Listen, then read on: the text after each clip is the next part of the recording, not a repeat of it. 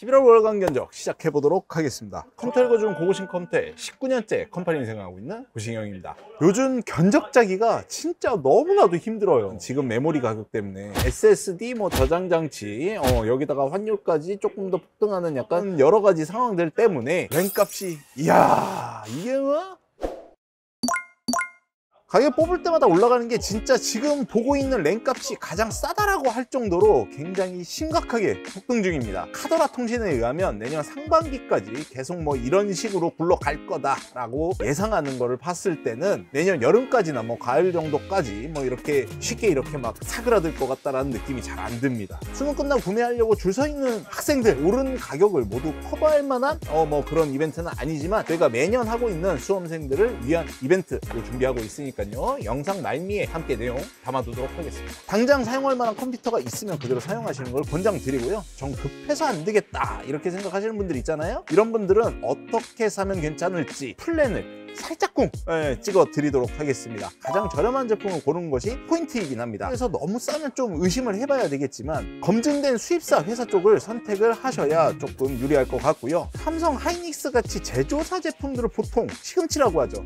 요즘 DDR5 제품들은 거의 라이프 런티라고 해서 제품들이 생산 중단하기 전까지 고장나면 계속 교환해 주는 건데 이건 수입사에서 바로 처리가 가능하기 때문에 처리가 원활한 회사들 중에서 가장 저렴한 제품을 잡으시면 됩니다. 두 번째입니다. 8기가 2장으로 살짝 사용을 했다가 추후에 가격이 약간 떨어지면 그때 가갖고 다시 판매를 하고 다시 사는 약간 이런 방법도 한 방법이라고 생각이 듭니다. 메모리는 CPU나 이런 부분보다는 탈부착도 편해서 추후에 업그레이드도 굉장히 수월한 편이라서 150 안쪽 견적에서는 메모리의 선택의 합이 16기가 이렇게 되는 제품들도 보는 것이 예산을 맞추는 한 방법이라 이렇게 생각이 듭니다. 참고로 DDR5는 풀링이라고 해서 메모리 슬롯 4개까지 모두 다 사용하게 되면 메모리 클럭이 정상적으로 작동하지 않으니까요 2개까지만 사용하시는 걸 권장을 드립니다. 자, 세 번째, 게임용 CPU에서는 메모리 클럭을 따지지 말고 저렴한 제품을 포인트로 잡자. 게임용 CPU라는 거는 X3D 제품들이 붙은 애들은 일반적으로 얘기를 하긴 합니다. 클럭이 이 부분에서 사실 그렇게 차이가 많이 없긴 한데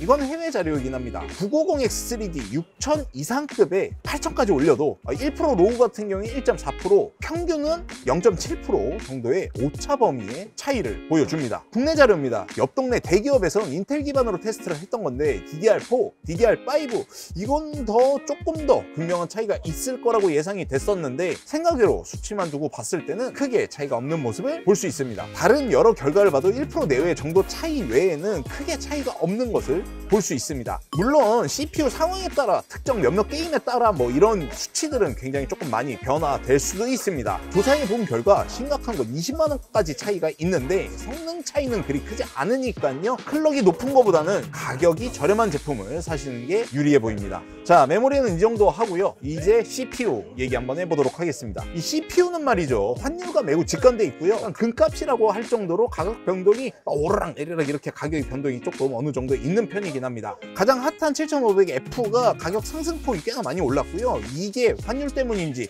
재고의 문제인지는 잘 파악이 안 됩니다. 7600으로 대체하면 됩니다. 근데 이 녀석도 구매 전에 가격을 한번 봐주셔야 할 것 같습니다. 이렇게 하다가 점점 올라가지게 되면 9600과 자리하게 됩니다. 차라리 이렇게 보는 게 좋은 것 같긴 한데요 그 돈치야라는 건 아닙니다. 근데 이쪽 라인보다 조금 더 심각한 발등에 진짜 불 떨어진 제품은 진짜 사야 되는 이런 제품군이라고 생각합니다. 가정 사무용 최대한 저렴한 내장이 포함된 이런 CPU를 선택하는 것이 포커스이긴 한데요 10나노 웨이퍼 문제로 가정 사무용에 매력적이었던 12400 제품이 가격이 많이 올라가고 있는 상황입니다. 대체할 만한 i3 12100 제품도 많이 올랐고요 i3 14100 제품도 많이 올라가 있는 이런 상황입니다. i3 가격대도 10만원 이상씩 이렇게 오르고 있다 보니까 선택할 수 있는 그런 제품들이 굉장히 폭이 많이 좁아지면서 상대적으로 5500GT 이쪽에 물건들이 많이 몰리면서 10나노도 아닌 이 녀석이 재고 때문에 그런 건 것 같은데 가격이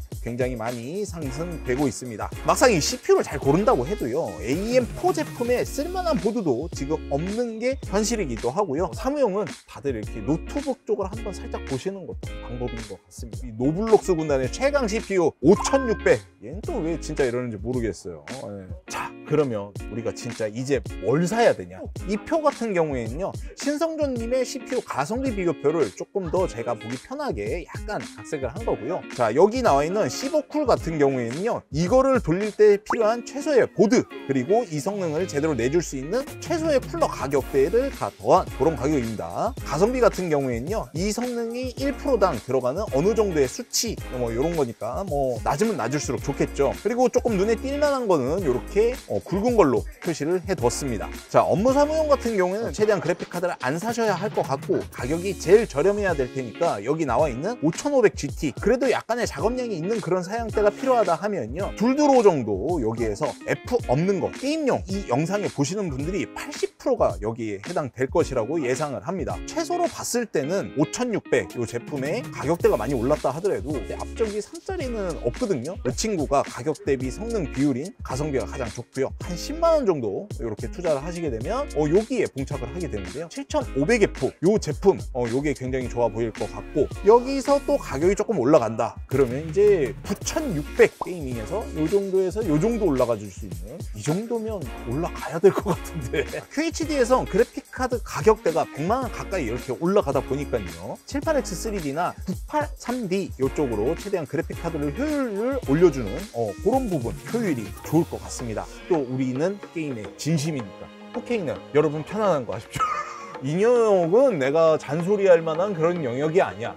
작업용 CPU도 만만치 않은데요. 싱글은 사람 손으로 하는 포토일러 캐드 이런 쪽, 멀티는 인코딩 렌더링, 그러니까 컴퓨터에게 맡겨지는 작업 부분 이런 거를 많이 쓰시는 분들이 요거를 신경 쓰시면 될 것 같습니다. 근데 이것도 사용하시는 프로그램마다 CPU마다 그래픽이 렌더링 인코딩에 사용되는 그런 자원들이 좀 다르다 보니까 좀 요 부분 유의를 하셔야 될 것 같습니다. 이 부분을 확인하시는 방법은 컨트롤 쉬프트 ESC 키를 누르시게 되면요, 뭐 이런 창이 뜰 텐데요, 성능 탭에 들어가시면 사용하는 프로그램의 CPU나 그래픽카드 점유율 이런 것들로 확인을 하시면서 여러분들이 어떤 자원을 많이 쓰시는지 확인을 해 보셔야 될 것 같습니다. 여기에 특징에 3D 작업이라고 표기되어 있는 이 부분 있잖아요. 그 부분이 이 멀티 작업에 해당되는 약간 그런 부분들을 표기를 해둔 거고요. 나머지는 용도들도 체크를 함께 해둘 테니까요, 필요하신 분들 참고하시면 좋을 것 같습니다. 이 CPU의 본연의 성능은 온도 유지가 잘 돼야 제 성능이 나오겠죠. CPU 발열량에 따라 공랭, 순행 나뉘고요. 공랭에서 성능별로 싱글타워, 듀얼타워 쪽으로 나누어지면서 사용하시면 됩니다. 공랭의 장점은 순행에 비해서 수명이 길고요, 가격이 저렴하다라는 약간 이런 장점이 있고요. 순행은 공랭보다 발열 해소 능력이 좋고 대신 가격대가 조금 더 있다는 이런 단점이 있습니다. CPU 쿨러나 그래픽카드 길이에 준하게 케이스가 선정돼야 됩니다. 싱글타워나 기본 쿨러를 사용하면 60급의 그래픽카드에서 사용하신다면 기본 케이스, 순행을 사용하시거나 70 이상급의 그래픽을 사용하신다면 360 케이스, 감성을 조금 더 더해서 사용한다 하시면 어항을 선택하시면 되고, 난 뭐 하고 싶은 게 많다 하시면 420 케이스를 선정하시면 될 것 같습니다. 게임의 꽃이라고 하는 그래픽카드는 모니터 해상도가 그래픽카드를 정하게 됩니다. 모니터마다 작은 점이 있는데 이걸 픽셀이라고 하고, 픽셀 양만큼 그래픽카드 자원이 많이 들어가다 보니까 해상도마다 필요하게 되는 그래픽카드 자원이 다르게 됩니다. 본체 모니터 장면을 사진을 올려주는데 우리가 이거를 프레임이라고 하고요, 모니터에서 이걸 받아서 표현해주는 걸 주사율이라고 합니다. 최소는 일반 모니터, 권장은 게이밍 모니터, 최대는 고주사율 모니터 등을 표현을 하고요. 그래픽카드 해상도별로 대략적인 그래픽카드를 고르셨다면 이 그래픽카드에 맞춰서 CPU를 선정하시고, 이 정도에서 선택하신다면 밸런스적으로 좋을 듯 합니다. 보시다시피 위쪽은 인텔, 아래쪽은 AMD를 표기를 해봤고 색깔로 표현을 해봤습니다. 자, 그래픽카드에 맞춰서 파워 선택을 이런 식으로 잡아주시면 될 것 같고요. CPU 쪽보다는 그래픽카드 쪽이 전력이 조금 더 많이 먹어서 요즘은 그래픽카드에 맞춰서 이렇게 선정을 합니다. 숫자도 많이 높다고 무조건 고장이 안 난다 그런 건 없으니까 이 안쪽에서만 구매를 하시는 거를 베이스로 가시면 될 것 같습니다. 이제 바로 견적 들어갈 건데요, FHD부터 바로 시작해 보도록 하겠습니다. 그래픽카드 가격이 컴퓨터에서 매우 크게 작용을 해서 필요 없다면 안 넣는 것이 유리합니다. 인텔과 다르게 내장 그래픽의 성능이 꽤나 쓸만한 녀석들이니까 내장을 사용하시고요. 그래픽카드를 넣어야 되는 분들은 예산에 맞춰서 그래픽카드를 이렇게 함께 넣어주시면 되고요. 이 정도 사용하시면 FHD에선 최상급, QHD에서도 충분한 게임 성능을 낼 수 있는 사양입니다. 비슷한 급수로 넣어뒀으니까요, 시기에 맞춰서 라데온도 꼭 한번 참고하셔서 보시면 좋을 것 같습니다. 블루투스 제품군들을 사용하시는 분들은 와이파이 제품도 가격 차이가 얼마 안 나니까요. 이참에 한번 보시면 좋을 것 같고요. 가장 인기가 많은 QHD 작업용 구간 한번 보도록 하겠습니다. 두 그래픽카드의 가격은 비슷한데 그래픽카드의 성능은 5070보다 9070이 QHD 기준 7% 정도 더 잘 나옵니다. 금액이 부담되시는 분들은 9600의 CPU도 있으니까 참고하시면 될 것 같고요. 작업 쪽만큼은 인텔이 유리한데 렌더링이나 인코딩 이런 것들이 없는 분들 같은 경우에는 AMD도 괜찮습니다. 특히나 영상 편집 작업하시는 분들은 복잡한 영상일수록 비로소 퀵싱크를 사용한다고 합니다. 자, 이 부분 참고해 하셔야 될 것 같고요. 그래서 게임하실 분들은 해상도에 맞춰서 이렇게 그래픽을 잡으시면 될 것 같고, 작업하실 분들은 용도에 맞춰서 이렇게 그래픽 카드를 잡으시면 됩니다. 대학생 학부생들 요 제품들 굉장히 괜찮으니까 요번에 대입 들어가신 분들은 한번 포커스를 맞춰보시면 괜찮을 것 같습니다. 작업량이 좀 많다 이렇게 하시는 분들은 i7 쪽을 이렇게 보셔야 되는데, 메모리 환경은 작업량에 따라 선정하시면 되고, 게임 활용도가 조금 있는 분들은 14세대인 14700K 요 제품 활용도가 조금 더 좋고, 게임 활용도가 낮거나 작업만 하시는 분들, 이분들 같은 경우는 265K 요 제품이 조금 더 유리합니다. 멀티 성능, 발열, 안정성 면에서 14700K보다 15세대라고 불리는 울트라 7 이 친구가 조금 더 유리하니까요. 참고하시면 될 것 같고요. 하이엔드 게임용은 X3D 요 제품이 장악을 하고 있습니다. 예산에 맞게 이렇게 선택을 해주시면 될 듯한데, 옵션 타협만 하면 4K도 나쁘지 않고요. 보조사율 QHD들도 이쪽을 많이 선택하십니다. 저렴이는 그래픽카드 저렴하다라는 뜻이 아니고요. 저렴한 그래픽카드를 선택하시라는 얘기입니다. 스팀라인에서는 9070XT가 가격 대비 성능 비율이 훨씬 더 좋고요. 온라인 게임에서는 5070ti 제품이 조금 더 효과가 좋긴 합니다. 가격에 의해서 좀 이렇게 변경을 해주시는 것도 한 방법이니까 그렇게 보시고, 예산을 조금 맞추셔야 되는 분들 같은 경우에는 9070XT를 한번 꼭 가격 비교를 해보시면 좋을 것 같습니다. 자, 완벽한 4K 이런 것들 조금 보고 싶다 하시면은 5090 요 제품들이 아직까지는 가격대가 많이 올라가고 있는 상황이긴 합니다. 5080을 선정해뒀고요. 여유 되시는 분들 같은 경우에는 파워만 약간 신경 쓰셔서 이렇게 가셔도 되긴 합니다. 작업용이나 원컴 방송하시는 분들 990X3 요 제품도 한번 보시면 괜찮을 것 같습니다.